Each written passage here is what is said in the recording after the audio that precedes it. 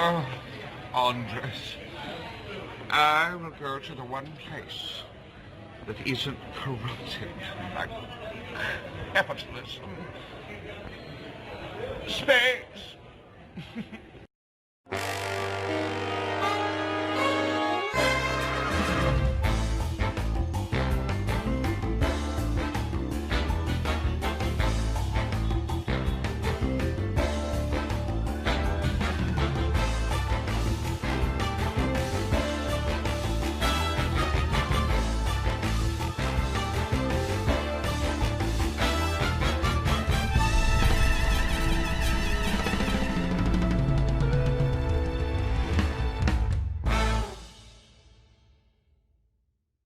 Hello, people of the internet. I am Andres Perez, aka Kaiju Noir, and welcome to episode 23 of Fully Endorsed. I am here with my co-pilot, Mr. Dillion McCandless, aka Super DM64.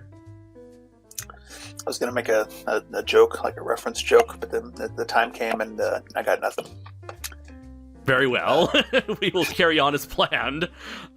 So for today's episode, we are going to talk about SSSS.Gridman, the 2018 anime series that lasted for 12 episodes, which served as a continuation, pseudo-sequel, reboot, sort of whatchamacallit. It can, sort of a revival, essentially, of the, 1993 tokusatsu live-action television series from Tsuburaya, Denko Chojin Gridman, or Electric Superhuman Gridman. So this is a show that I previously covered on this channel with both Raph and Shoma and Crooked Lore.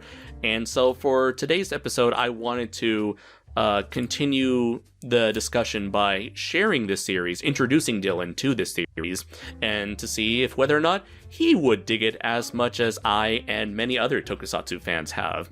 And I remember as we were discussing this, Dillion, you made an interesting point that this came out at possibly the best time, in a time when other tokusatsu series were getting the animation treatment, but were never really translating what fans enjoyed about the original series when it came to that animated adaptation, specifically the Godzilla anime trilogy and the Metal Hero / Iron Man-esque Ultraman manga / anime series. Right. The Godzilla trilogy, of course, historically a disaster. People will argue otherwise, and that's fine. This is America. They're allowed to be wrong. But, yeah, so that was a huge fucking disappointment. I think we would both agree. And then, Ultraman is an interesting one because I think you and I both enjoy that show for what it is. Yeah. I certainly understand that it's not what people expected. But, I read the manga before watching the anime, so I had kind of already gotten over that hurdle long before it came out. So I feel like I was a little bit of, you too as well. We both had read the manga. I'm way behind on it, but we've read it. Yeah. I kind of wanted to just be surprised and just follow the story through the anime, but since the anime's taking forever to come out, it's like I'm just gonna have to keep reading the manga. Yeah.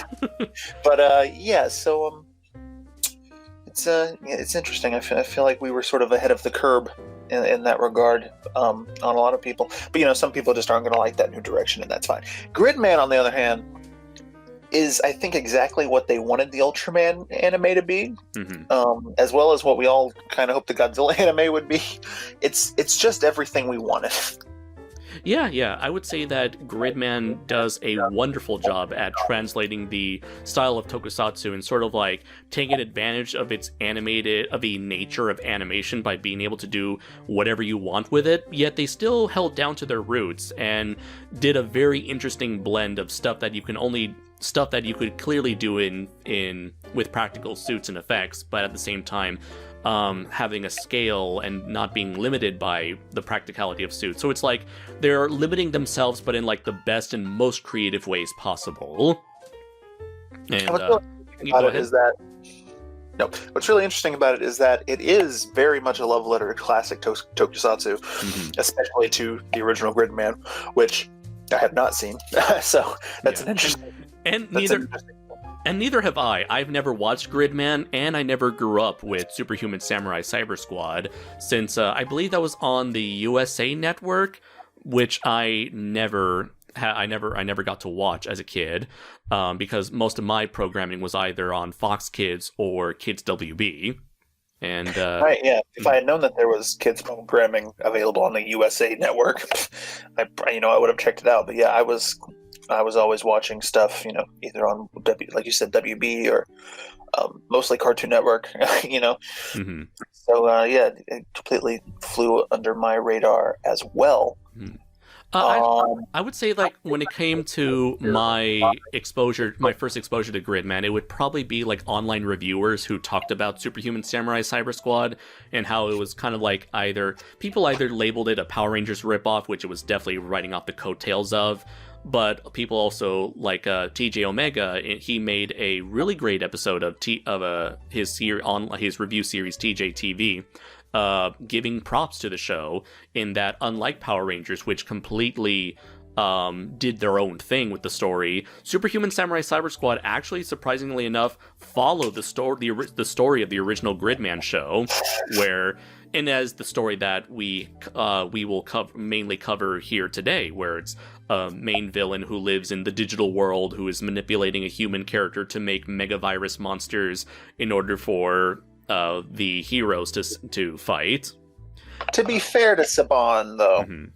I think that's a story that's a lot easier to adapt to an American audience than Jew Ranger is. That is very true. Kiryu Sentai Jew Ranger is very out there, Right. You've got like these ancient tribes of human and with robot gods who are fighting a witch in prehistoric times whose son was responsible for the extinction of the dinosaur.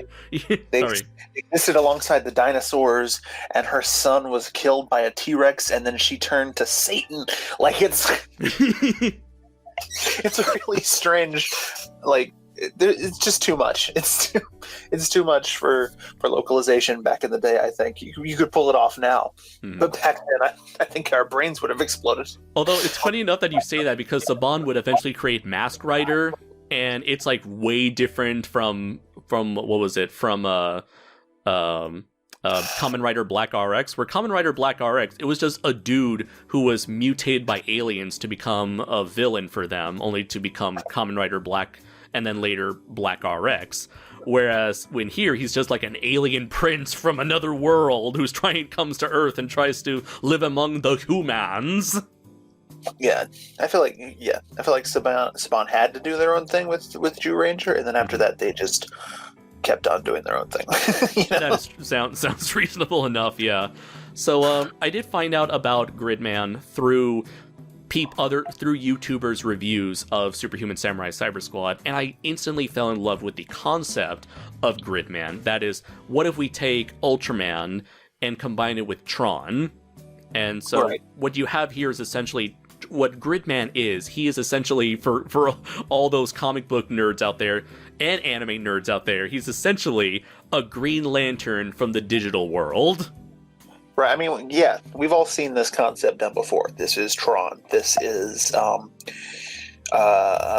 Reboot. This is Digimon. Yeah.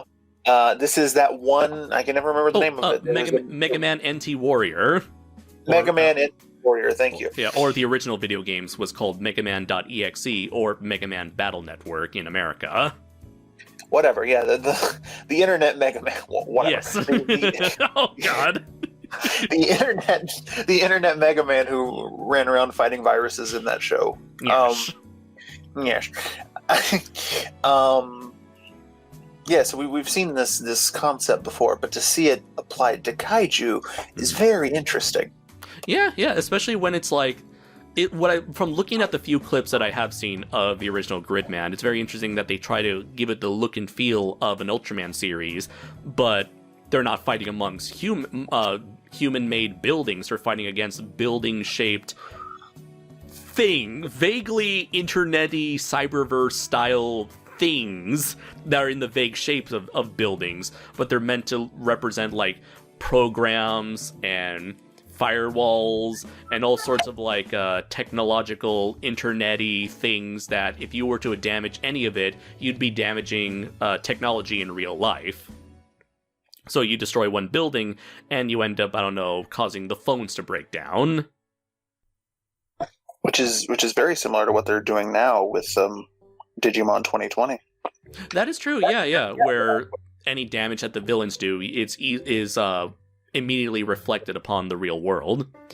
So yeah, I definitely really dug that idea, and I know, what was it, the official Tsuburaya channel has officially been putting episodes of Gridman on their channel for the last couple of weeks now, and each episode is only there for 2 weeks, much like Ultraman Z.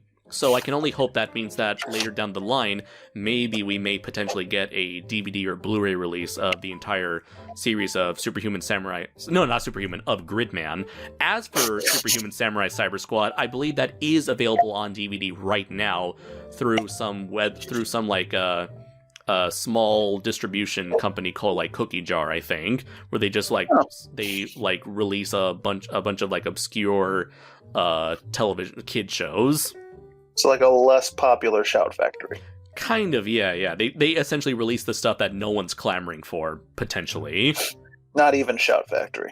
You know what they should do? We'll put them on the map. They should go... I can't believe nobody's done this. Somebody go after... God, now I'm blanking on the name. That one Ultraman ripoff that's set in the Godzilla universe. Friggin' Zone Fighter. Zone Fighter. Why has nobody tried to localize that? It's put it on DVD. It's in the Godzilla universe. There is such a huge... You know how many people would pay through the ass for like a Blu-ray of that show? Yeah, I mean, you can't even find it. It's not even piratable. I mean, heck yeah. I mean, if Discotech can get a bunch of like old shows from the 70s and put them on what they call like SD to HD Blu-rays, then yeah, definitely do that. Or SD on BD Blu-rays. Yeah, I would love for someone to just put out Zone Fighter out on there. But going into... It's so wild sorry, that the thing that's connected to Godzilla is like the hardest thing to find. Like nobody has it. Like, that is true, yeah. What are you doing, Toho? You're sitting on a gold mine. I'm sure you like gold. No. Sorry, there's a little bit of that gold finger still stuck in my head. You know what I just realized too? How easy and how cool would it be to do a fucking Gridman Digimon crossover, right? Oh yeah, that'd be amazing. He's already like an extra dimensional being who travels to different digital worlds. Right. Patent pending. So like he can easily show up in the digital world. Right, Gridman Digivolve 2, full power Gridman. Gridmon. So with, I'm not sure if like Tsuburaya has ever collaborated with Toei. If anyone knows, please let us know in the comments below. And I guess like what really also got me more hyped for Gridman was in 2015 when Trigger's animated short came out for an anime festival called Denko Chojin Gridman Boys Invent Great Hero, which was essentially a recap of the entire series, only in animated form. And you get a teaser at the end showcasing a concept for a proposed sequel to the original series that never got made, Gridman Sigma, in which the villain became the new hero. Sorry, go ahead. I remember we covered this on SOS at the time. You showed this to us, and it was very well animated. Very, very impressive stuff. What had Trigger done prior to this? I know they're most famous for Kill la Kill. Are you familiar with that? I've never watched it, but I have heard of it. Okay, it is a great series in my opinion. So that is still to this day perhaps the best thing that they're known for. I guess they are also known for Little Witch Academia, which it's a name I've heard a lot. People talk a lot about. They made a mecha anime series called Darling in the Franxx, which was another thing I kept hearing everyone talk about, where it's like everyone fell in love with Darling in the Franxx, but then past the halfway point, everyone started shitting on it. So You it's told like me about that. You definitely told me about Darling in the I did show you the mech design. Like the mech designs and the way they pilot the mechs turned me off immediately. The screenshots of them piloting. That's what the kids call it these days. That's And let's see, they recently did a series, animated movie last year called Promare. I haven't seen it, but it looks really interesting. And they did an online series in 2012 called Inferno Cop, which is like a super low budget series that I would love to talk about later in on this podcast. I would love to show Dillion Inferno Cop. And I guess the other thing that they're known for is something called Space Patrol Luluco. I don't know what it is, but I do know that the villain, not the villain, but there's a character in Space Patrol Luluco who was inspired by Inferno Cop, who also was an inspiration for the design of Alexis Kerib in SSSS.Gridman. I see. Yeah, so despite being founded, I want to say the Trigger was founded it was founded in 2011 by former Gainax employees Hiroyuki Imaishi and Masahiko Otsuka, and I believe these are the people who might have been involved in Gurren Lagann. So you got these people who did a lot of work for Gainax, and then because they were just fed... Oh yeah, here we go, yeah. So Hiroyuki Imaishi, he did work on Gurren Lagann, and I guess he was pretty much like he and Masahiko Otsuka were essentially fed up with Gainax and their BS. They left and ended up creating Studio Trigger, and have found a decent amount of success since then, with Kill la Kill still being their, like, I believe it was like their breakout hit, as well as their very first project that wasn't Inferno Cop, maybe. Yeah, I mean, I've definitely heard about that one a lot, and I've seen still images from it, and I can definitely see the similarities in that and the art style here. Yeah, that's true. Yeah. So when it comes to the short Boys Invent Great Hero, it got me more excited, and it made me wish that this would be turned into a full-on series. And funny enough, we did. We will go into full-on spoilers from here on out, as we do with every episode of Fully Endorsed. So, at first I was hoping for a continuation of Gridman with Gridman Sigma, but instead they went off in a very interesting direction by essentially making a sequel disguised as a reboot. And it's a very anime concept too. It's interesting because it is this love letter to old school tokusatsu, and it is obviously like a huge playoff of the original series, while at the same time very anime tropey in some respects. Very true. Yeah, it's a very interesting blend of these sort of two different branches of Japanese entertainment. Mm-hmm. And I know there must have been other like pieces of media out there where it's like it looks like a reboot, but it turns out to be a sequel, unexpectedly. But I mean, soft reboots are very popular these days. True. Yeah. Force Awakens is kind of that. Fucking. Mm-hmm. I remember this is probably the worst example, but I do remember. What was it? Five Nights at Freddy 2. At first it's made to look like a sequel, but turned out, surprise, it's actually a prequel. Then you have weird movies like Evil Dead 2, where you're like, is this a remake or a sequel? That's kind of weird, yeah. Both. Let's see. Or like, what was it? You have certain things where it's like it's kind of marketed as a reboot, or marketed as its own thing, but it's clearly a sequel, kind of like, what was it, Rambo 4, which was just Rambo, and then Rambo 5, which was, what was it, Rambo Kills or something? Yeah, No, it was called Last Blood. Yeah, Last Blood. No, I liked the movie Rambo 2008, I think. Yeah. But I hate that title? That trend of like, just calling it Rambo, or, The Predator, or, Or Predators. Yeah. I'm more forgiving of that though than The Predator, because Predators is clear. It's clearly different from just Predator. Mm-hmm. There's no way you're going to get them mistaken. Whereas somebody could easily mistake the title Predator for The Predator. Mm-hmm. Like It's really annoying. It makes your DVD shelf very confusing. Well, I can definitely say that no one is going to confuse Denko Chojin Gridman with S.Gridman.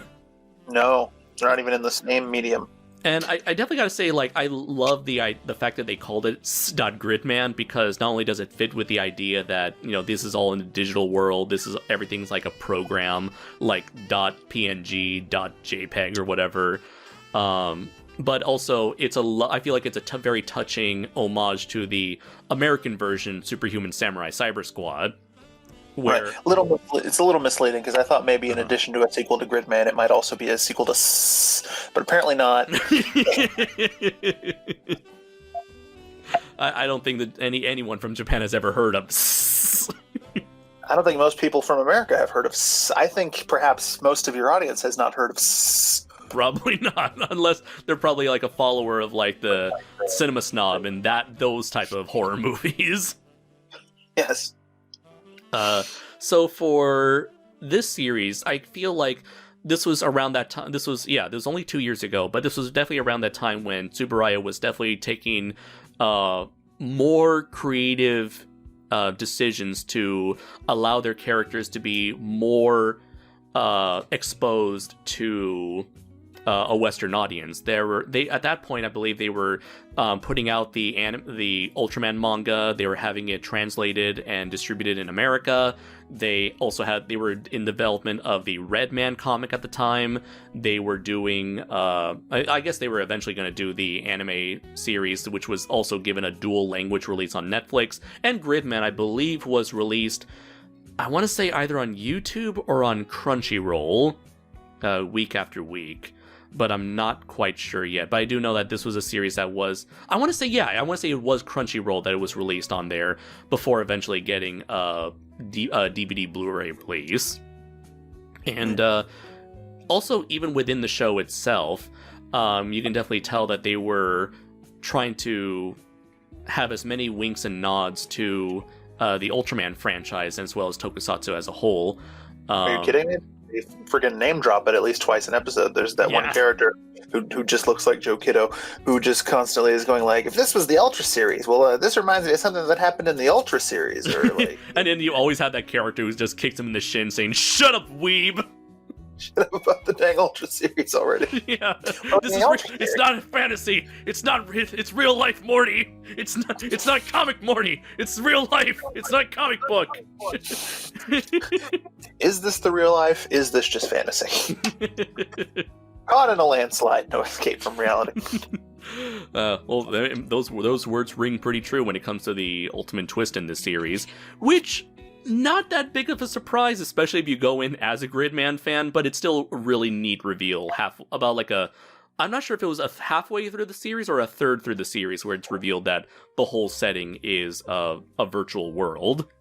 Listen, I've never watched the original Gridman. I know very little about Gridman. Mm-hmm. I had heard before that it involved like internet and like digital world and stuff, but I didn't remember that going into this show. Mm-hmm. And I was able to call pretty early on that they were in the Matrix. Yeah, like the moment, like I guess, yeah, I remember, like, after episode 1, it's like, wait a minute, how does no one remember about the kaiju attack? How does all this, what do you say? How does everyone forget about the people who died, and how has all the buildings been recreated? And you were like, it's all in the Matrix. I was like, I can't reveal the secret yet. Damn it. You didn't have to reveal. I wasn't asking. I was stating the facts. They're all in the Matrix. With this, so yeah, as I was saying with this series, it kind of makes you believe that this is like a reboot. You have kaiju attacks. I forgot to mention, with the English dub, like, I saw this originally in Japanese, and so this was my first time watching the English dub, and even though I knew this going in, it does feel kind of surreal to me to hear English voice actors utilize the word kaiju to describe these giant monsters. Now, I'm sure for us kaiju fans, Godzilla fans, what have you, we're used to hearing this word. We like to use this word a lot, just because I've kind of gotten over that hurdle ever since Pacific Rim, though. I'm pretty used to white people saying kaiju, especially in like popular media, as opposed to just my everyday life. So it didn't faze me at all. Okay, for me, it's like I still don't know whether or not kaiju is a mainstream word that most people know by now, like anime or manga. At least they didn't say kaiju. Yes, or daikaiju. Daikaiju. Who was it at G-Fest who said kaiju? Do you remember? And we were like, what? And it was like a consistent thing. I remember. I think we were at a War of the Gargantuas panel. And right, it was a consistent problem because he also called Gaira Gaira. Right. It's wait, what? What is he doing? What's going on here? Gaira. What's happening to our panel? I don't remember who it was though. But as for the series, you have a main character. His name is Yuta Hibiki. He wakes up one day and he has no memories whatsoever, and he eventually meets with two high school friends, Rika and Utsume. And so right. Joe Kiddo, yeah, Joe. So with Utsume and Rika, the three of them, they eventually realize that Yuta has the ability to become Gridman, who is also an amnesiac and refers to himself as a hyper agent, which I'm assuming, having not watched the original series, nor does this show really go into that, a hyper agent is essentially an internet space cop. Or digital world space cop, and he goes around protecting the digital world in various dimensions similar to the digital world. And so giant monsters show up, Yuta and Gridman fight off the monsters, and eventually it's learned that their classmate, Akane, is the one behind not just all the monsters, but behind everything in general in terms of their entire existence. And she herself is being manipulated as well as befriended by Alexis Kerib, who is also from a digital being from another dimension, like the hyper agent Gridman. And along the way, they come across a gang of four very strange, bizarre, but very fun individuals known as the Neon Genesis Junior High students, who are actually friends of Gridman and can transform into different weapons for Gridman to combine with. Yeah, and these were like classic anime characters. They each have like very basic like character like attributes. There's the like mysterious emo guy, the like lazy like yawning guy, the big cyborg guy, and of course the trap. And they become the vehicles to aid Gridman in battle. Right. And, like, not only do they work as, like, the obvious toy commercials, but I'm glad that they literally personified each of these vehicles so that they have more significant meaning to the overall plot. Like, so often... Yeah, like, and I wonder if that was a thing in the original series. Were the vehicles always sentient, or were they just vehicles? I don't know, because what little exposure I've had through Superhuman Samurai Cyber Squad, I believe the main character's friends... either become or pilot or program each of those vehicles, I want to say, but I can't be 100% sure. But maybe those vehicles have some connection or tie-in to each of his friends who are watching Gridman or Servo through the computer junk. But yeah, like, so often you see especially in modern day Super Sentai, where they just throw extra Zords and mechs and weapons at the Megazord and to, pile on more and more shit. But like, by personifying each of the vehicles in this series, you get some nice repertoire and some nice chemistry between the main characters and the Neon Genesis gang. And so it's almost kind of like, also a nice bit of foreshadowing, because it's like you see Samurai Caliber, he becomes a giant sword. So when you see the other three members, you're like, oh, I bet you these guys are going to turn into some cool shit to help out Gridman. So you're eagerly anticipating what each one is going to bring to the table. Yeah. Now, if you've heard that name, Neon Genesis, whatever, and you're thinking, that sounds familiar. Yeah, it's that kind of show. This show is... This show is laced with references galore. If you're the kind of person who finds that thing off-putting and cringy and fan-servicey, then you probably don't check it out. because there are references galore in this show everywhere. The backgrounds are just full of like. There were times when we just paused episodes to be like picking out kaiju in the background, like, oh look, it's Bimstar or whatever, like Yeah. Or all like, over the place. Or like there's a store that's like has Ultra 7's like a eye slugger on there. Or there's a character that features a bunch of Ultraman wearing helmet disguises. Yeah. Or there's because this is a licensed Subaraya property, they are allowed to get away with having legit like Ultraman cameos in there. In the form Each of and like every one of the main characters are modeled on a transformer. Oh yes, you're right. How could I forget about that? But it's like not just any transformer; they're like oddly specific transformer types. Yeah, they're based on transformers from the Shattered Glass dimension. And if you're a normie, a casual Transformers fan, and you don't know what the Shattered Glass dimension is, it's Ooh-wee. Ooh-wee. There are YouTube videos about it out there. You can find them. Yeah, there are entire channels dedicated to Transformer lore, and they can tell you all. Matter of fact, a few months ago, I was watching one, and I can't remember what it was called. It's called now, but anyway, you can go search for that. You'll find it. Mm-hmm. Let's see, and even like the Neon Genesis gang, each of their uniforms, they've got like buttons on their suits, and each of those buttons is a reference to the movie Dinobots, but not the movie versions of the Dinobots, the very colorful toys of the Dinobots that came out during the fourth movie's release. So you got like the one dude has like what is it? Like those like bright blue diamond shaped buttons, which are a reference to, I believe, I forgot what dinos. I think it was the two-headed pterodactyl that was blue in its toy form. Because like all of the Dinobots in the fourth and fifth movie are all like gray, boring and gray and shit. Isn't it interesting how the toy designers for the Michael Bay movies did a better job than the designers in the actual movie? Oh yeah, big time, yeah. Every single time one of those Michael Bay Transformers movies drops, there's always like way more interesting toys than what you actually saw in the movie. It's friggin' weird. Yeah, especially when you get like those like original toy characters that never appear in the movie. So it's like they have more freedom to have more coherent designs than the actual robots from the movies.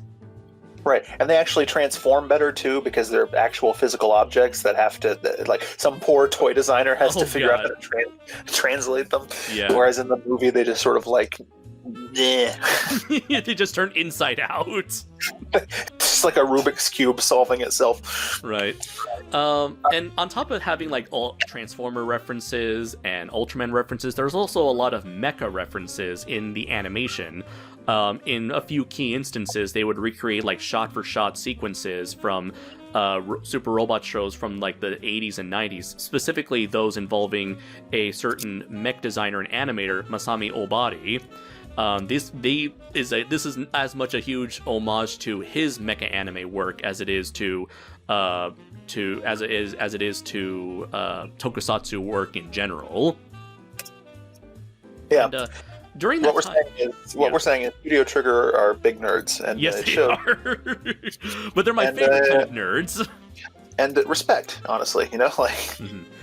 I remember while I was like, after we'd watch each episode, I would show you whatever homages they were doing at the time, and I remember you had somewhat of an issue with that, and I thought that was interesting. I was being a little facetious, but me not being completely serious. What a wild concept. No, at a certain point I was like, at what point do we cross over from homage into just straight ripping these scenes off? Because literally shot for shot, some of these scenes, it's incredible. I was like, is this plagiarism? I don't know, honestly. Like, there are certain cases, like with the Samurai Caliber sword sequence, where like he does the same pose with the wide-angle pose with the sword that you see in like a ton of anime. Some of these are. Yeah, to be fair, some of these are just tropes. Mm-hmm. Like I think in the very first episode, he does that flying kick that everybody does in every anime ever. Mm-hmm. But some of them are like very specific. Yeah. Oh yeah, big time. So it's like yeah, I can see that. For some people, they can see that as just like, oh, you're just like piggybacking off of another person's work. But for me personally, it doesn't bother me because I can tell the intention behind them, and I'm someone who is equally guilty of doing that in some of my Draco Azul comics as well. It doesn't bother me either. Again, I was very much joking most of the time, but I think some people definitely would feel that way. Mm-hmm. Like the same people who like don't like Tarantino because of how much homaging he does. You know what I mean? Like that kind of a person. Right.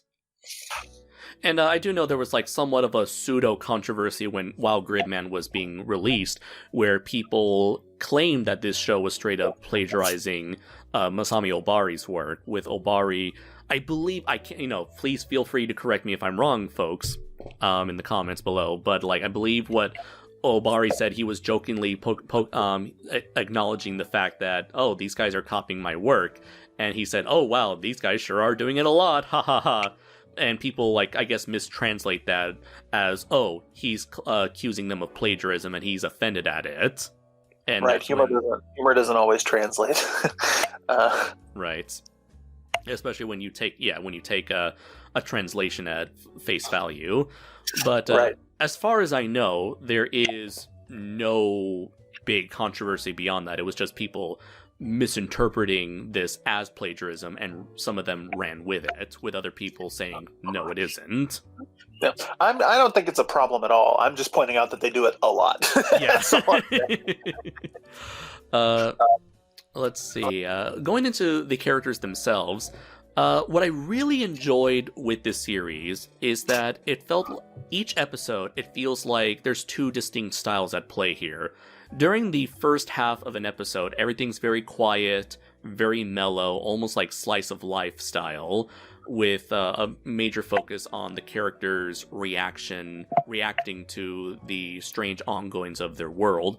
And then as soon as Gridman shows up, the entire tone changes into a more fantastical, super heroic, larger-than-life approach, with the music blaring triumphantly, and the action really ranks up. So I want to know if you noticed this like stylistic shift as well, and what were your thoughts on it? I did. I think it's really cool. I think it's one way that they're able to make the action scenes as spectacular as they do as well, because they're sort of able to focus the majority of their budget on really nailing, because each episode, probably 5 minutes in total of like actual like action footage, maybe more or less depending on your episode. So the majority of it is much simpler, and I think that helps out make the action sequences not only feel more special but also like look more impressive, because they're able to dedicate their resources where they need to. Yeah, absolutely. And like, I do gotta applaud them that when it came to the animation for the action, all the kaiju and monsters, all the kaiju and Gridman himself, and all the mechanized parts, it's all done for the most part in CG, but it's the type of CG that doesn't look like distractingly out of place. Rather, I feel like it's one of those deals kind of similar to Symbionic Titan, where you were to pause the show at any point and the character models like just blend in naturally with the backgrounds, with the world around them. And this is one of those instances where CG animation definitely works in their favor. And I also enjoyed that the majority of the monsters in the show look like you could put an actual dude in there. With some exceptions, most of them look like they could actually be pulled off with suits. Absolutely. I definitely love that aspect of them. And they got the weight and feel of a suit down. Like whenever a character has like extra limbs that a human does not have, you can see them like flopping about. Or whenever the characters are like kicking around cars, the cars don't really smash in. The cars are just bouncing around like they were made out of plastic or metal model kits. Right, they look like suits. They move like suits. They're very suity, which is nice. It's good to see. Mm-hmm. It's a little detail, but it's the kind that makes tokusatsu nerds like ourselves very happy. Right. Even like the one version, there was like that giant mountain rock monster that clearly could not have been done with a suit, but the way it's performed, it's like done in a way where maybe it could have been done with a model of some kind in live action. It could have been a big puppet or an animatronic, something like that, something like what they did with Biollante. Very easily, yeah. Also, even the cinematography, like during the times when they're not taking cues from Masami Obari, they're showing like cinematography that fits right at home in any like giant hero Ultraman show, such as not showing the feet, for instance, or showing like low angles of the heroes and villains, or even like what was it? Oh yeah, when Gridman changes, it's not like a clean zoom in on him. Rather, it's like the camera zooming in little by little, just like Ultraman does. Like, someone who's just standing in front of the camera looking up and the camera's moving down on him. Or when Gridman is jumping up in the air, it's like he's jumping on a trampoline, but the trampoline is like off camera, so you never see what he's jumping off of. Right. I also felt like the fight choreography itself, felt pretty realistic for the most part, pretty grounded overall. There are definitely some pretty stylized and sort of anime moments in the fights, but there's also a lot of stuff that you could pull off with suits as well. Absolutely. And like it's during those times when they get really into the, like, as you say, the anime portion. That's when they do take advantage of the fact that it's animation and that they can do things that you cannot do in real life. So yeah, overall it's a visually spectacular series. What were your thoughts on the characters themselves? I gotta be honest, they had to grow on me. I didn't really care about them very much at the start. And I think it took a few episodes for me to get invested. I don't know why. It's just the way I felt, that I didn't grab onto them immediately. Maybe it's because this sort of slice of life style anime isn't what I typically go for. So maybe I just found them a bit boring at the start. I don't really know. All I know is that it took me a while to really get into them. But by the end of the series, I liked them quite a bit. I feel like though the main protagonist, up until the point very much near the end of the series when he realizes who he is. And you know what I'm talking about? Yeah. Up until that point, I feel like he's kind of a blank slate. That's true, yeah. I feel like that was probably most likely meant to be an intentional decision with Yuta, because... And I know that he's an amnesiac and he doesn't remember things, but, he should still have some kind of a personality, Whereas I feel like for the most part, he doesn't really. I feel like all of the side characters are much more interesting than the main character is, especially the villain, which we can get into in a minute. But I do think maybe that might have been, like I said, maybe it might have been a callback to the sort of protagonists we've gotten in past Ultraman shows, like let's say like Shin Hayata from Ultraman or Dan Moroboshi from Ultra 7, where it's like they're meant to play the straight man role while it's the characters around them that have far more colorful personalities, perhaps. Sure, Dan Moroboshi is inherently more interesting because we know from the beginning that he is the alien, True, yeah. So he's got like that mystery about him. But yeah, Shin Hayata is definitely a very blank slate sort of character. And I prefer a little bit more of a Japanese Spider-Man approach, though. Tsupaidamon's alter ego, whose name I completely forget because it is not Peter Parkeru, he's very much like a character. He like races bikes and shit, like he's a fully fledged person before becoming Tsupaidamon. And I guess like maybe that's like the writers were leaning hard on Yuta's amnesiac angle, where it's like, oh, he doesn't know what he's into. He's got amnesia. Right. The fact that it's revealed who he was, do you think that improves a bit? I think that improved him quite a bit, because as soon as he figured out who he actually was, he is not in fact Yuta at all. I feel like he gained a lot of confidence. He sort of stands up a little straighter. He's much more like assertive. He's still a very like by the numbers protagonist. He's still very like he's like a straight-laced, like almost Clark Kent type at that point. Very stand-up guy. Right. But at least he's got a little bit more, get up and go in him than he did previously. Right.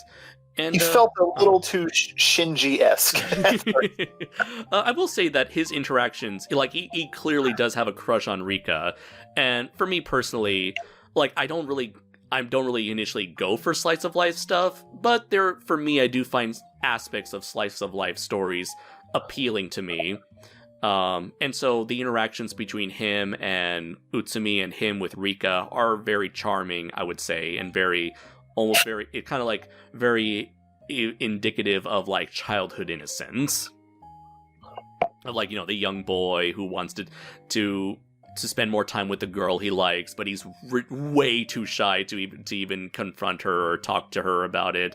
And like there's always that level of like social awkwardness there that kind of at the very least helps Yuta feel more real as a character, and that it also extends to the other two as well.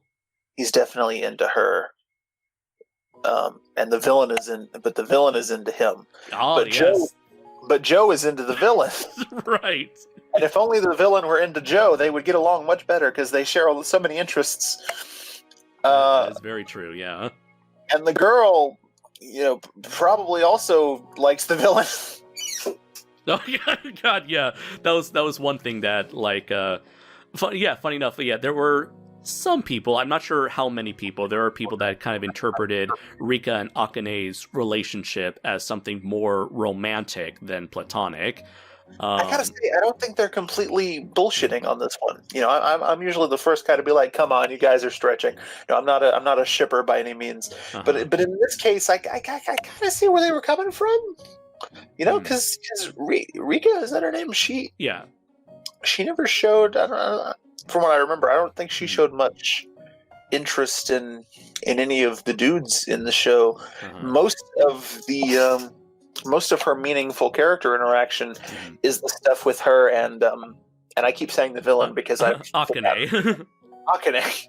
Most of the character the like really interesting and like it's definitely like they form the heart of the story. The crux of the emotional crux of the story is focused mostly on Rika and Akane, and especially towards the end. The second half of the show is very. There's a lot of stuff with them. I mean, the way the show ends. I mean, not to talk about that yet because you know we're in the middle of a different discussion. But the way the show ends is very much indicative of that.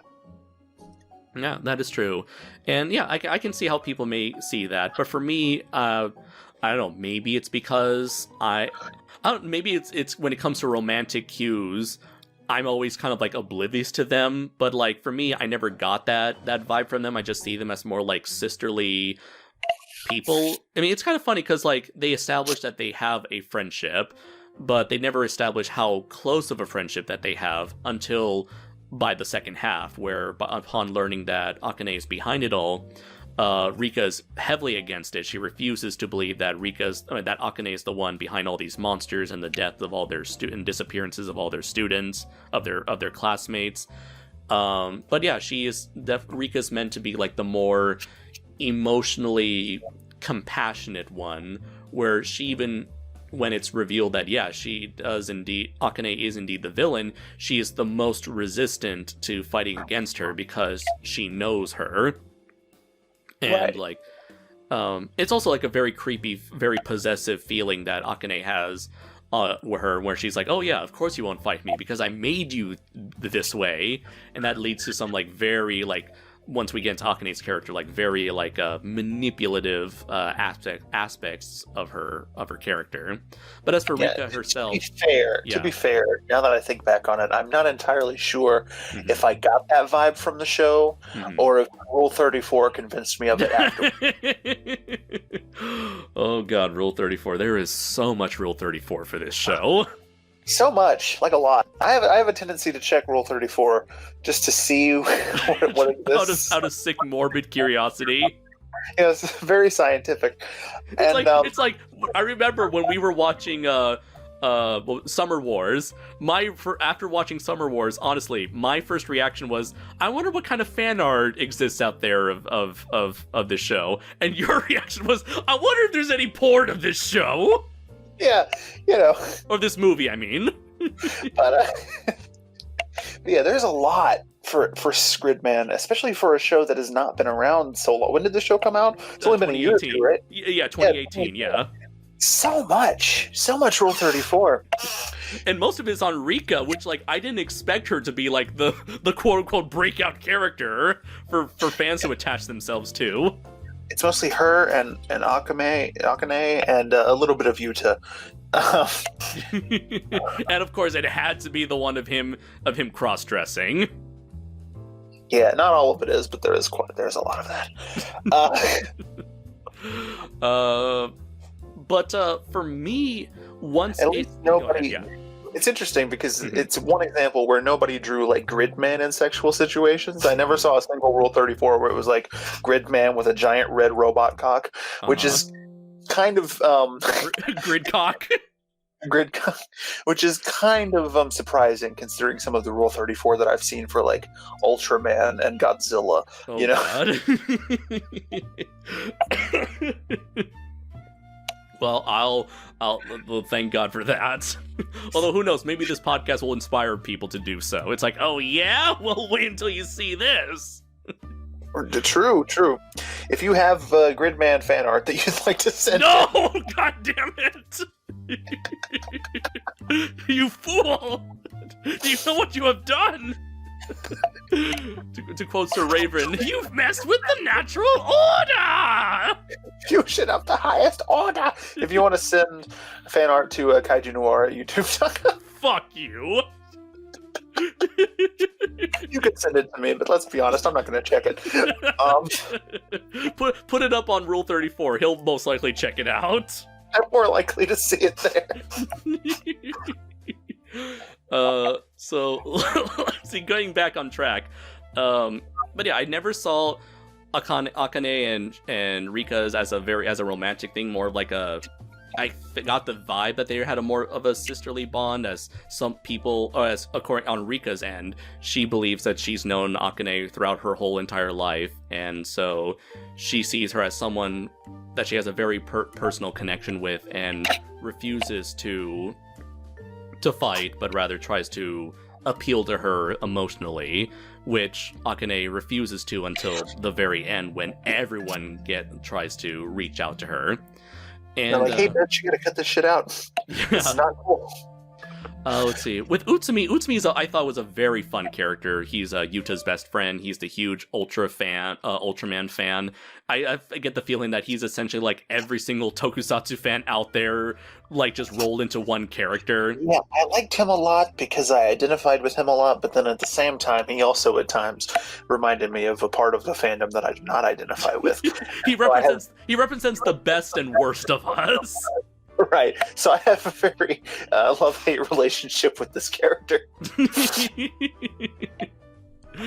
Or like, I also love that he has this tendency of like overcomplicating things, such as like coming up with stupid reasons why he can't ever talk to Akane, because like, right. He's too cool. I'm no good enough for you. Yeah, he does that annoying anime thing that I hate, where a character will spend a whole episode just sitting around looking at the floor going like, I'm fucking useless, I can't do shit, blah, blah, blah, blah, blah. And I'm like, fucking get over it. Pussy. Like, fucking... There was a funny thing you mentioned with both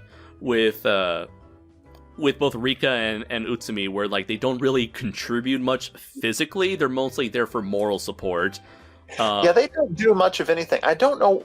It seems like it would have been easier to have them turn into the vehicles, or at least two of the vehicles, rather than introducing four completely new characters. Because, yeah, they don't really do much of anything. I mean, Rika gets to do more near the end of the show because of her bond to Akane. Mm-hmm. But for the majority of the show, yeah, they call themselves the Gridman Alliance, but they mostly just stand around and watch Gridman do things. I'm assuming that that they're mainly there to represent what Gridman is fighting for. These are like the average human beings that Gridman Yuta and Gridman wants to protect. So like they are mainly there to represent the human perspective on all this shit, and to like, I would say, like, they are our eyes and ears. They're the people we're meant to relate to, sort of.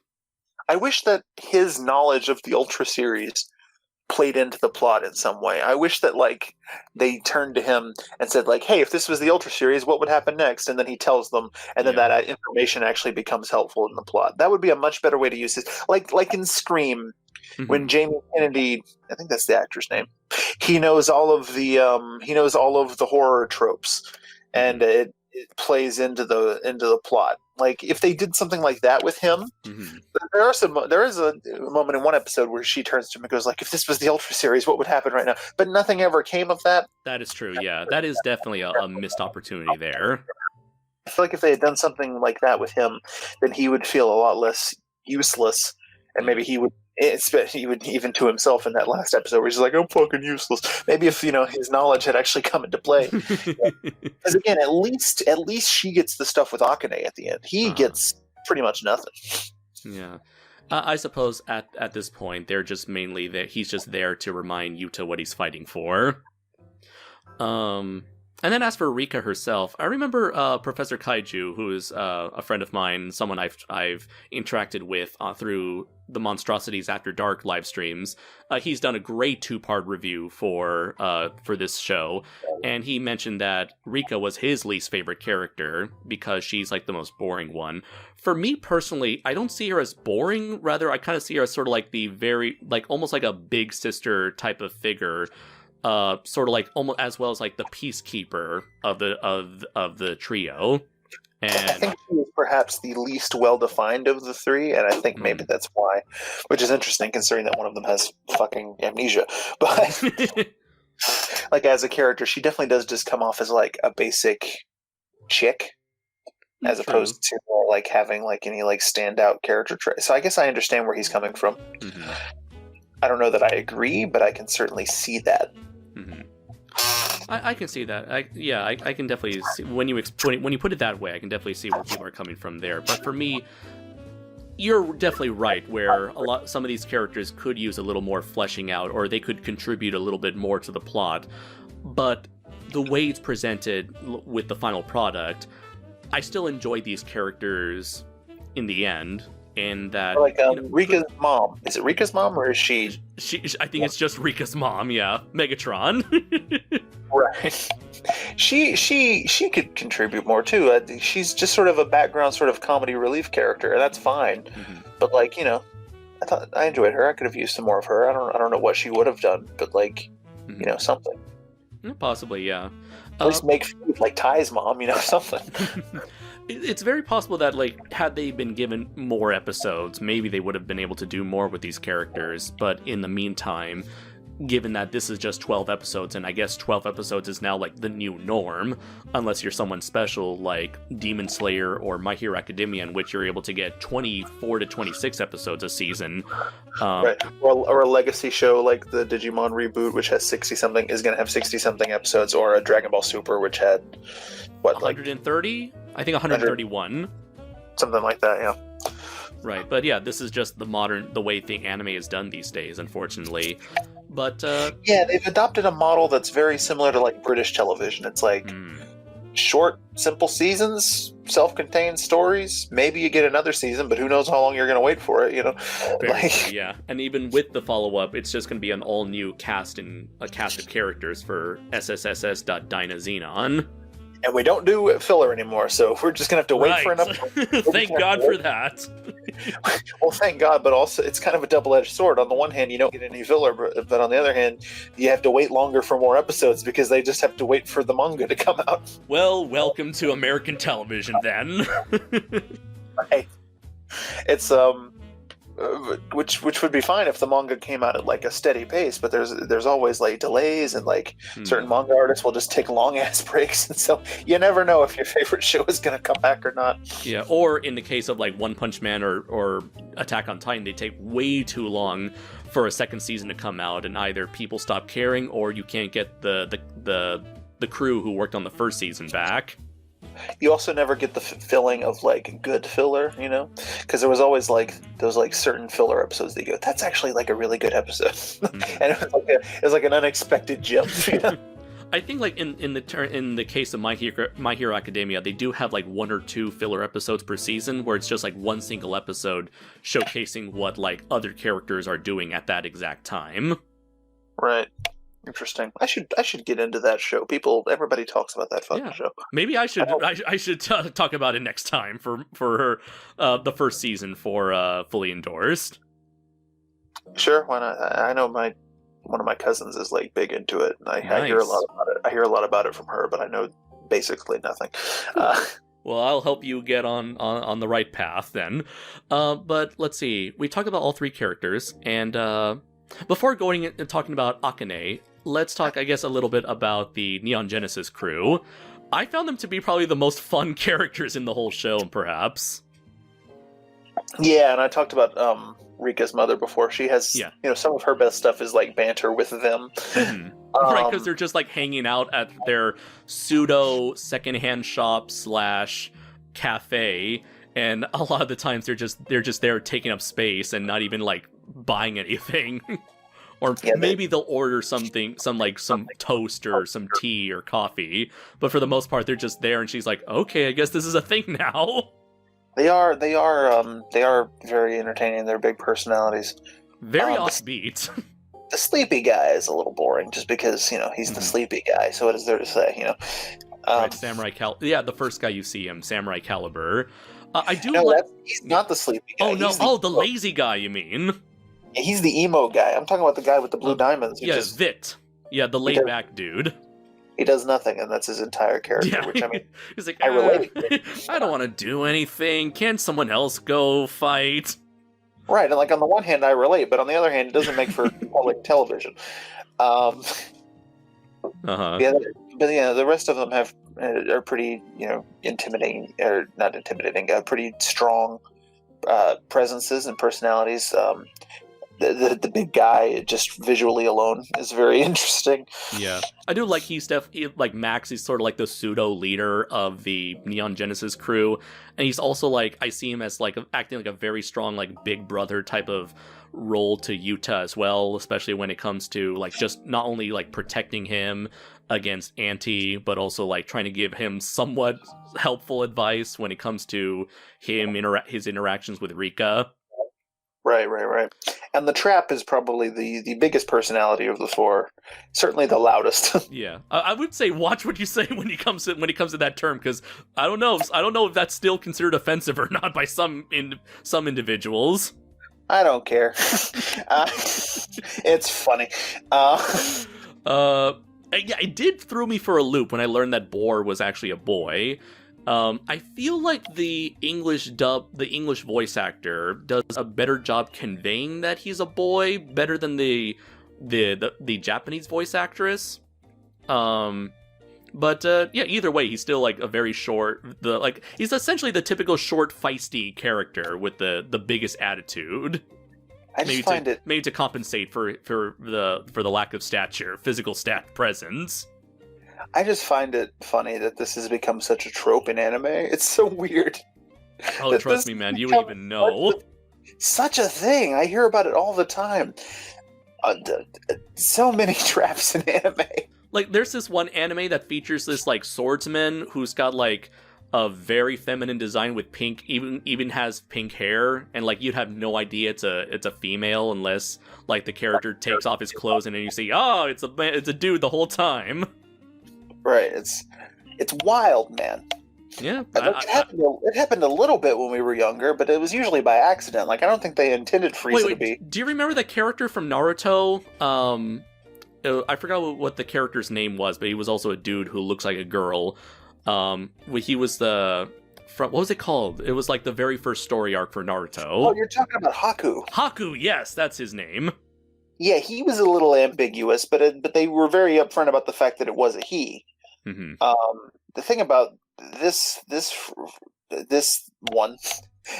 trope, this thing. Oh God, no! You're gonna get us canceled, Dillion.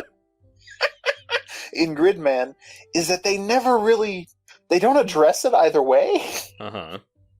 And so, like, do they ever even use pronouns, like male pronouns for Boar? I don't think so. If you hadn't told me that it was a dude, I wouldn't know. Right, I would just assume that it was a feisty young lady, and I wouldn't be making all these trap jokes. But here we are. Yeah, that's how the anime do these days. Is this digital world set in Thailand? I don't know. But the point is... God. Ladyboy joke, had to go there. I don't know. We are so gonna get canceled. You can't cancel us because I don't give. You can't cancel he who does not give a fuck. Well, if you're gonna cancel someone, cancel him. No, I just think it's funny that this has become such a widespread thing. It's really bizarre to me. Yeah, I remember there was there's a YouTuber I followed. I think his name is Negative Legend, and he made a video talking about why traps are so popular these days. You said it. We did it. Ladies and gentlemen, we got him. Just be sure, whatever you identify as, I fully respect that, and if I offended you in any way, I apologize. I mean no ill will to anybody of any identity. I think there's a big...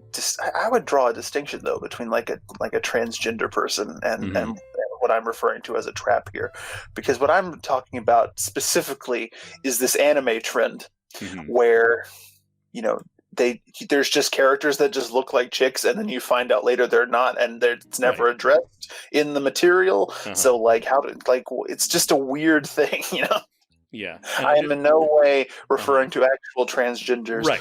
And I'm assuming, such as the recently come out Elliot Page. I don't know if you've heard about that one. Right, I know about him. Yes.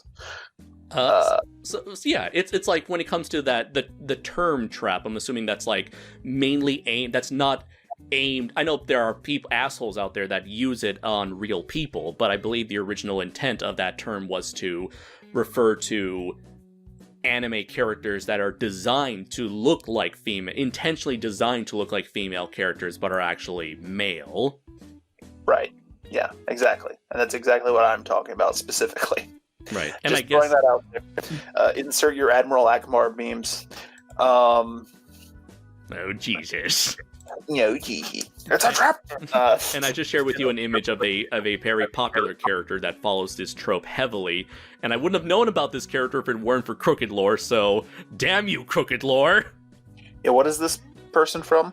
I have no idea, and honestly, I'm probably never gonna check this show out. So what you're telling me is that this very feminine-looking person has a penis. Yes. Okay. Not a very large penis, based on what I'm seeing, but a penis. Moving on. Talking about a character that we know for a fact is a woman. A female. I just enjoy making you uncomfortable. to talk about a character that we know for a fact is female, as far as we know. Thoughts on Akane? She's not. Yeah, I know. That's we know for a fact that's not what she looks like in the real world. I can assume nothing at this point, Andres, unless a anime female has actually had a child. I cannot make an assumption anymore.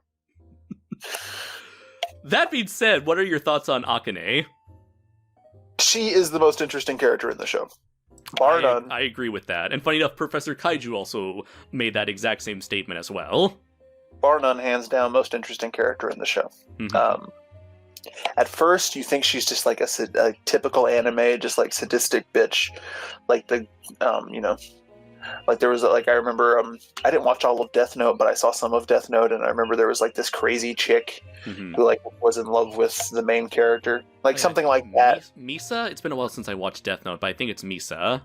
Yeah, something like that. I thought it was in the first couple episodes she just comes across like that sort of a character, just like Go-Go Yabari from Kill Bill, just a crazy Japanese girl who just is really into murder, and if she doesn't like you, you're gone. She just comes across like that. But as the show progresses and we learn more about her, she's actually a very complicated character and very very interesting. She has a lot of angst. A lot of emotional baggage, a lot of severe what do you call it? Not confidence, but severe self-esteem issues. Someone who does not want to deal with problems, but rather just run away from them or erase them if possible. I feel like she has a lot of issues with control as well. She desperately wants to control things in the world around her, and she is powerless to do so in the real world, and so she escapes to this digital world because, again, spoilers, they're in the Matrix. Yeah. In this world, she is essentially a god. They refer to her as a god throughout the entire series. Yeah. I like that they don't ever acknowledge the fact. At first, I thought it was strange that they don't acknowledge the fact that they're in a computer world, but I like that they, like, through their perspective, yeah, she is, for all intents and purposes, a god. And she calls herself a god, okay? She has full Kanye syndrome. It's like that episode of The Twilight Zone where you have those two astronauts who find this, like, civilization of people that refer to them as gods. Exactly. Or the Simpsons episode that ripped that off, or the Futurama episode that ripped it off again. It's an old trope. Mm-hmm. And yeah, it's sort of like, it comes with that, like, it makes sense that to her, like, to our heroes, she's a psychotic mass murderer, but to her it's like, oh, these aren't real people at all. I made them. They're essentially toys to me, so I can do what I want. She's basically just adjusting a program. Yeah. So what's fucked up to them is just like normal business for her. Sorry, go ahead. Yeah. You and I are both people who engage in creative writing from time to time. Mm-hmm. You don't think twice about killing off a character, right? It's very. It's a very similar thing, except in her case, she's actually, like, interacting with these characters, which, adds an extra layer of weird to it. Right. And the fact that she wants so badly to fit into this world and wants it to be so perfect so she can enjoy this world with those characters that she would go to great lengths to satisfy these characters and give them everything they want, but what they really want is something that she has no clear understanding of until the very end. And she's very similar to, and I can't believe I'm about to draw this comparison, but she's very similar to that guy from Ready Player One. What's his name? The guy who creates the whole... Halliday? Yeah, and he's got that weird complex about, like, trying to escape into his fantasies and, like, create this world that he can, like, control, and she's a lot like him now that I think about it. And it does make sense, like, once it's all revealed. Like, I think a lot of people who were not Gridman fans went into this anime, and once they saw the final scene of that live-action girl who looks like Rika come out of bed, they were very confused as to what any of that meant. But for anyone who has watched... It made me laugh a little bit, I gotta be honest, because it reminded me of that old Family Guy episode, where, it's all a family that was it Apocalypse episode of Family Guy, Y2K episode of Family Guy was all just a dream in that girl's head. Yeah, and she's like an actual character from an old, like, sitcom, and she wakes up and goes to the shower just like, I just dreamed that I saw this really weird episode of Family Guy and Stewie was an octopus, and then he's like, what's Family Guy? And then the episode just ends right there. Yeah. Remember when Family Guy was good? Those were good days. But as for this thing, it's like, yeah, it's revealed that, yeah, she met Alexis Kerib, who gave her the opportunity to create this virtual world for her to escape into. And so it's super funny because there are so many people out there who wish they could, escape into a fantasy anime world. They can live out their anime desires and dreams. And this is exactly what she is doing. She's creating an anime fantasy world for her where she's in high school. She's a very popular character that everyone loves. She's got a quirky personality. She apparently has, a best friend with Rika, potentially a boyfriend with Yuta, and a kaiju best buddy with Utsume. And none of that goes to plan. If I met a badass alien who looked like Darth Vader and sounded like Frankenfurter, and he asked me if I wanted to friggin' create a fantasy digital world where I'm basically a god, I'd probably say yes. I mean, that sounds dope. Yeah, like her motivations honestly make sense, and it's like they really nailed having this very tragic character and like hammering in the lesson that you can't always run away from your problems, and there are just certain things that you're always going to be out of your control. Those are just natural facts of life you just got to deal with. And so it's a very important and powerful message that can extend to the viewer as well. Absolutely. I agree. She's hands down the best thing about this show. Yeah, absolutely. And I don't know if it's a good thing that, the main character is, I found, so boring for the most part, and then the villain is so compelling, and that might be, a problem, perhaps, from a narrative standpoint. Mm-hmm. I liked her a lot. I thought she was very interesting. You know what? We can call this like the Disney effect, where if you look at a lot of those like early Disney animated films, the main protagonist didn't really have a whole lot going on with them, but it was always like the side characters and the villains especially that really stole the show. That's true. And I wonder if everybody would have that same thought as I do, because I'm somebody who tends to gravitate more towards villains in media anyway. Mm-hmm. I'm a big Palpatine guy, in all the Batman movies, I'm always more interested in what the villain's doing than what Batman is doing, Like Batman's always going to do what Batman does. Batman's going to Batman, Yeah.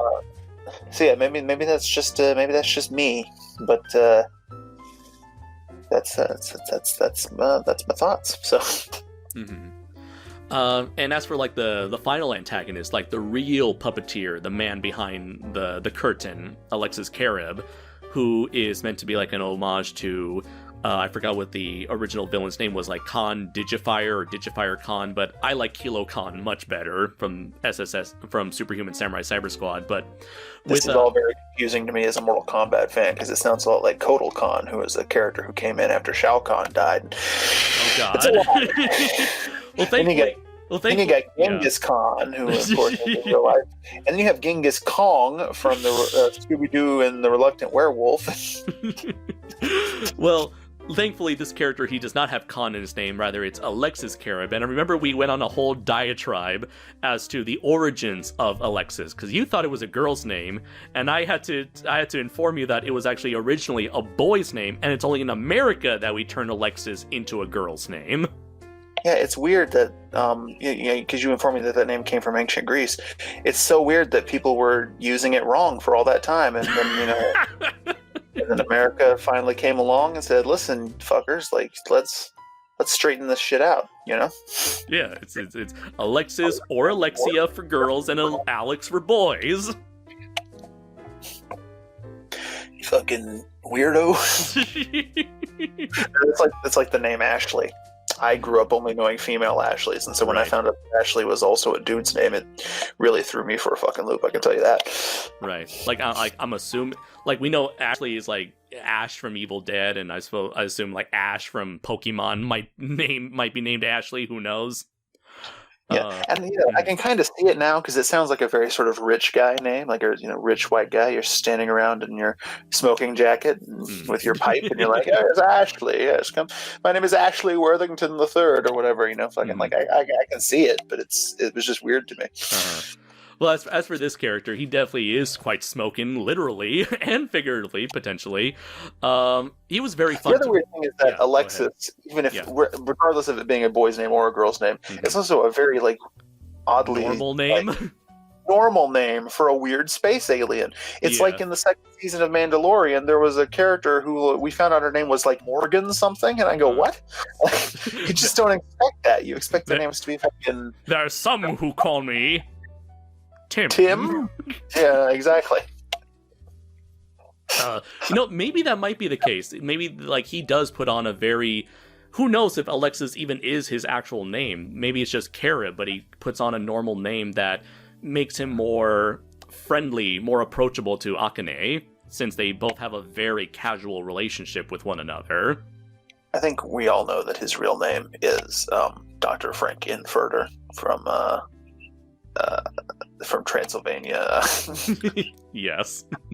I gotta give major props to Barry Yandell for performing a pseudo Tim Curry voice for the character of Alexis Kerib. A wonderful homage to Tim Curry's role as Kilo Khan in Superhuman Samurai Cyber Squad. This was my first time watching the dub, so I enjoyed every bit of Barry Yandell's performance. I gotta say, the first couple times we saw him, he didn't really sound that much like Tim Curry to me. I guess it was because he was being filtered through the computer. But when he actually shows up in person, for the first time, wow, amazing Tim Curry impression, spot on, fantastic. Yes. Hello, meat thing. I create the kaiju for Akane. Instant abreaction. His Tim Curry is even better than Greg Baldwin's Mako. It's really great. It's very well done. And 10 out of 10. And I gotta give major props, major shout outs to TitanGoji, who recently met Barry Yandell, and he had Barry give me that shout out that all of you probably saw at the beginning of this video. So again, thank you so much for that, TitanGoji, and a big thank you to Barry. Alexis, because he's in the shadows for most of this show, he doesn't get a chance to shine all that much until roughly near like the last third of the show. But when he does, it's just one of those guys, one of those like villains who he has no real motivation other than he just evil because he loves being evil. He is like a very frighteningly like almost like a realistic take on like a predator, on like a emotional predator, on someone who just like is almost like manipulating, much like how Akane manipulates her world and characters. Alexis is manipulating Akane in a way like trying to make her happy as possible, but at the same time distancing her from her peers and kind of feeding in to her how would I say, he's like an emotional enabler, enabling her to indulge in her destructive qualities. I just got a really funny mental picture of Alexis Kerib coming into Akane's house, and then just Chris Hansen being like, "Why don't you have a seat?" No, sir, I swear, I wasn't doing anything of the sort. You say that, but I have the chat logs. I swear to you, it's the first time I've ever done such a thing. What do you mean when you say you're going to make her monster grow? Is that... What is this instant abreaction thing that you're going into graphic detail about?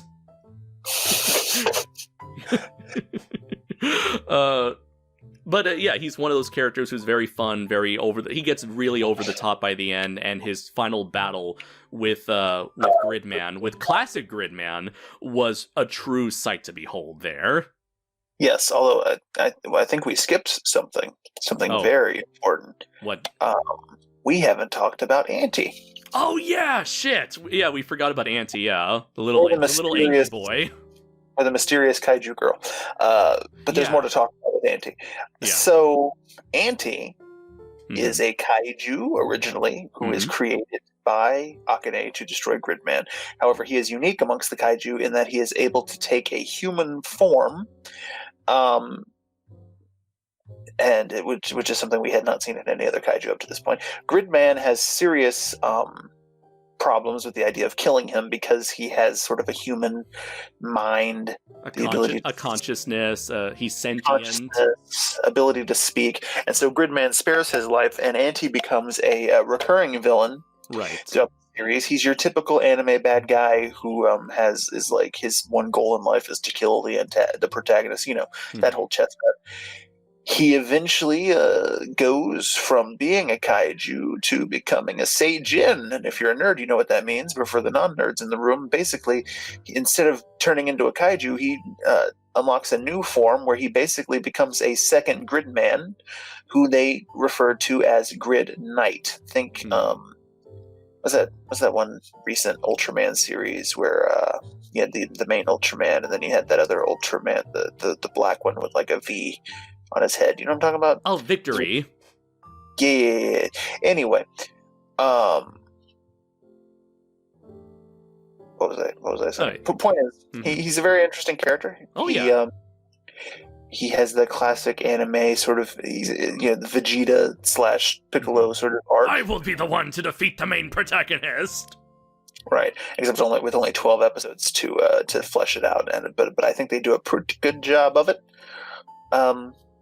Yeah, don't know what else to say, really. He's a really cool character. I liked him a lot. What do you think? Yeah. I definitely agree there that, he's a very unique character of the bunch, being someone who is a kaiju who comes to identify himself by himself and his peers as someone much more than that. It's very interesting looking at his abusive relationship with Akane as someone who dismisses him and disowns him on multiple occasions.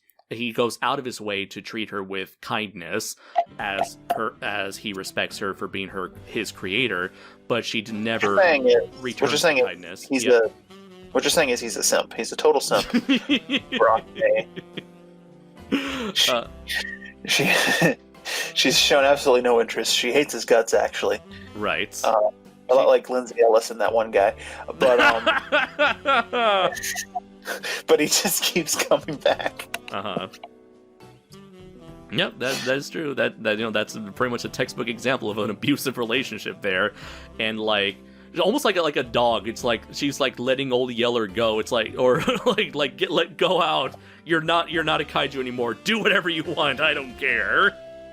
Oh, this has been a great episode. We got traps, we got simps. How many corners of the internet can I piss off tonight, Andres? Oh, God. I'm on a roll. God help us all. With Anti like eventually growing to become more than what he is programmed for. He almost has like somewhat of an existential crisis, and by the time he learns what he wants to do, it's like that's the one thing that, like, another thing that Rika does, we forgot to mention. Rika helps him out on a few occasions, either feeding him or bathing him, because she thinks he is nothing more than just like some weird homeless child. And so, right, and it's interesting, given the relationship between Rika and Akane, and the fact that Rika... oh my god, you're right. The fact that Rika is sort of a digital representation of what Akane is in the real world, which is what the end scene is supposed to convey. That she gives him the attention that Akane is unwilling to do. Right.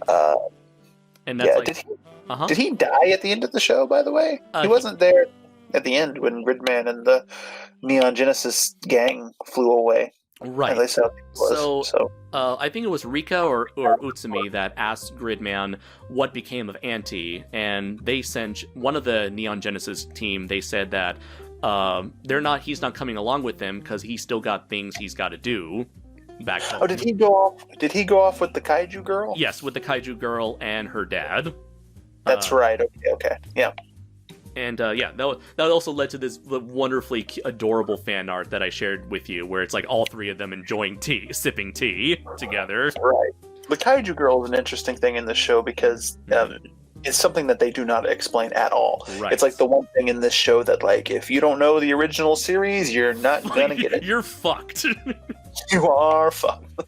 Yeah. So she is meant to be. She never appeared in the original series, but she is apparently the daughter of a monster that Gridman spared in the original series, so she's there to return the favor. Makes me wonder, did that monster have the ability to turn into a human, or does she just do it for some reason? It's weird. I don't know. I honestly don't know, because like she's got a shirt, and her shirt is a reference to another character from that same, who is a humanoid character from that same episode, so I'm gonna have to watch that episode myself to figure that shit out, but I don't know what that's supposed to imply, and I'm afraid of what it may imply. Right. So it seems like she shows up in that one episode, the beach episode. I think it was the beach episode where she shows up and talks to Yuta for the first time. Right. I think it was maybe the episode. No, it was the episode without a kaiju, and I remember that because there was a line of dialogue where Utsume complained about there being episodes of Ultraman with no kaiju. Right. Yeah. This was the one where they were on the train, and she explains to him the twist that it's all a virtual world. It's all the Matrix. Yeah, I guess the idea is that she is helping him as a way of paying him back for sparing her father in the original series. I guess what the idea is supposed to be. Or potentially saving her father. I'm not sure. Maybe he was like one of those monsters who was under mind control. That would never happen with Ultraman, by the way, because he spared no kaiju. Even if the kaiju was innocent and didn't mean to hurt anybody, Ultraman was like, well, you gotta die anyway. I'm gonna chuck your corpse into space. Remember that fucking sad ass episode Yes. where the kaiju was like created by the children? Yeah. And he was just a big dumb animal, and like, don't kill him, Ultraman. Ultraman was like, murder. No. Remember, he just chucks his ass into space so that all the kids can admire him from afar as a star. Yeah, that's right.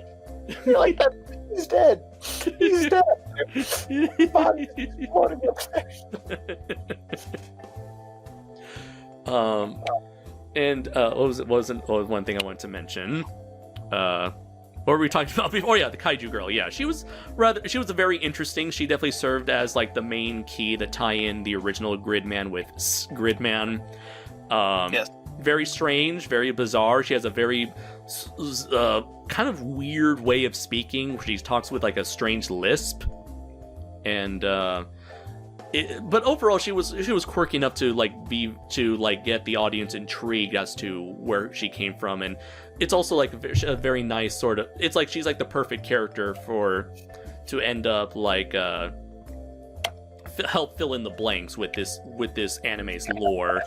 And yeah, I couldn't have think of a better character for Auntie to hang out with, as far as we know, given that they're both kaiju human people. What was another thing I wanted to bring up? Oh yeah, so the last thing I forgot to mention we're getting a spin-off about the Dragon Zord, or whatever it's called. But yes, we are.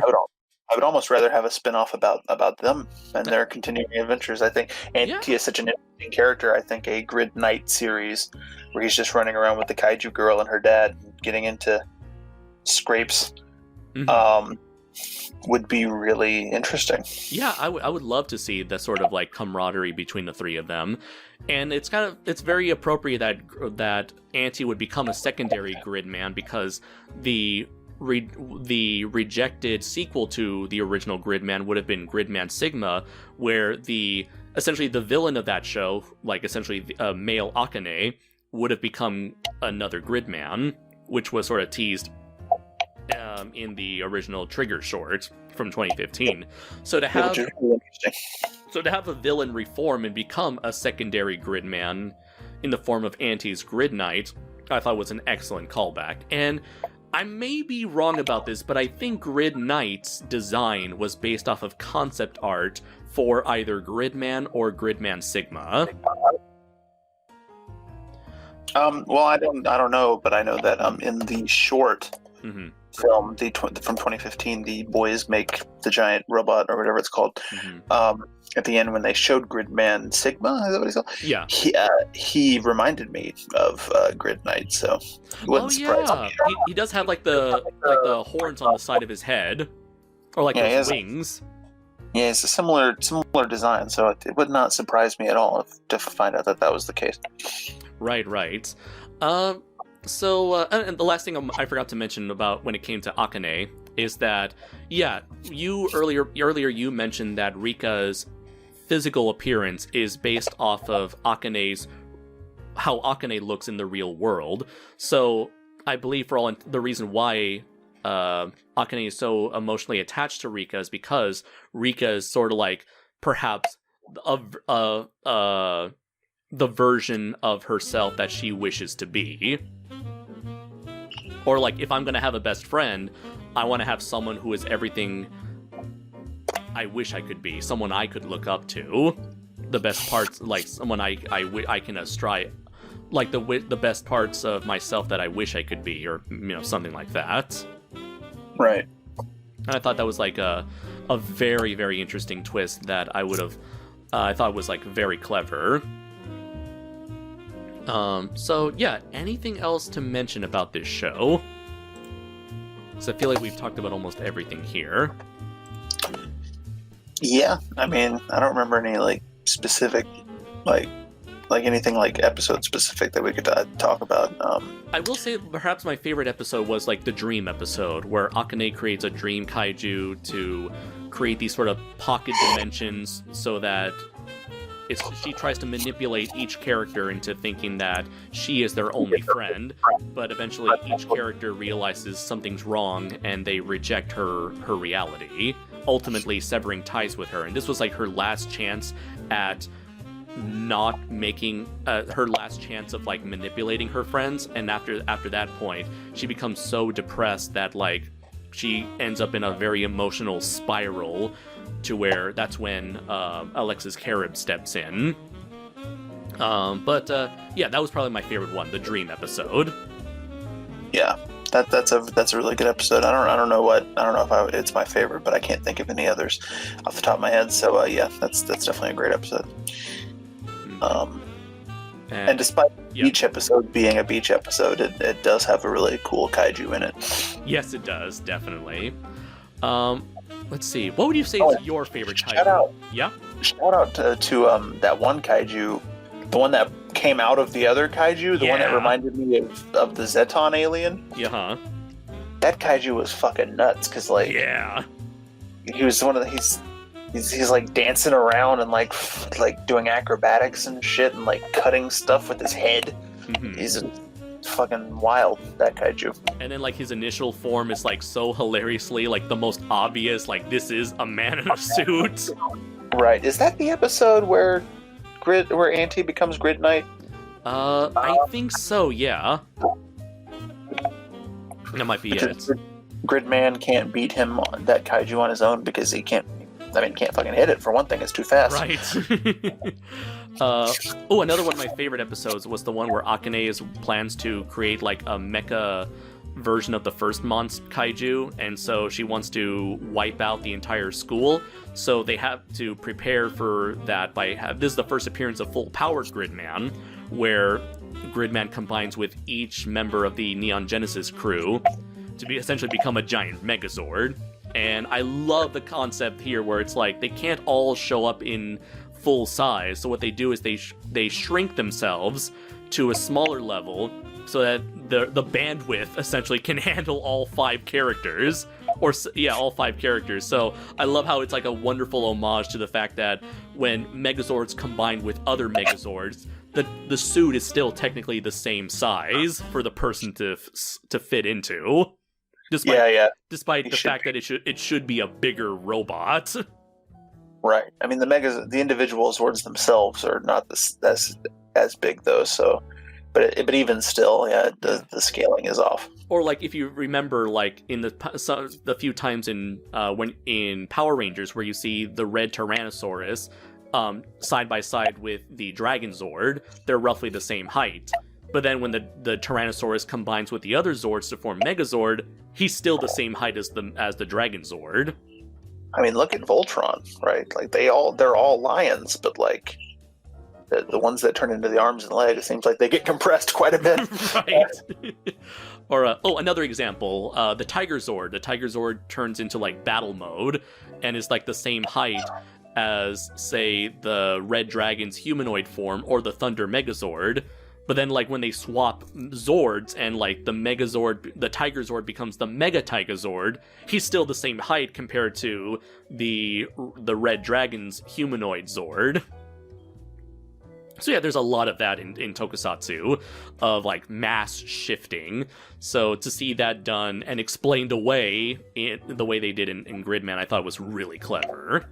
My favorite is still the Magna Defender from Lost Galaxy, because he actually grows into a giant and then fuses with his Zord, which is just the most badass way of doing it. Indeed, yeah.